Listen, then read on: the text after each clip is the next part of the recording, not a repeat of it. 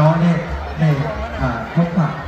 พี่น้องกับนักเดินแฟนคลับนะครับแต่สำหรับท่านใดที่ยังไม่กลับนะครับเดี๋ยวฟลอร์แห่งนี้ด้านหน้าเวทีของวาเลนไทน์แห่งนี้นะเป็นหน้าที่ของพวกเรา2ทุกวันโชว์ครับผมเพราะฉะนั้นแล้วใครขึ้นก่อนก็อยู่บนฟลอร์ใครขึ้นไม่ทันเต้นทั้งล่างไม่เป็นไรคนรักกำวงเต้นตรงไหนก็ได้เหมือนกันขอบคุณครับขอบคุณในความรักความเมตตาที่มอบให้กับน้องต้นข้าวสุริยาด้วยนะครับพร้อมกับทีมงานของ2สุพรรณโชว์ครับขอบคุณในส่วนของคณะผู้จัดนะครับพี่น้องทุกท่านนะครับพี่น้องชาวจังหวัดสุพรรณบุรีนะครับไม่ต้องรีบกลับกันไปไหนครับวันค่ำคืนนี้เราวงกับพวกเรา2สุพรรณโชว์นะครับขอเสียงดังๆหน่อย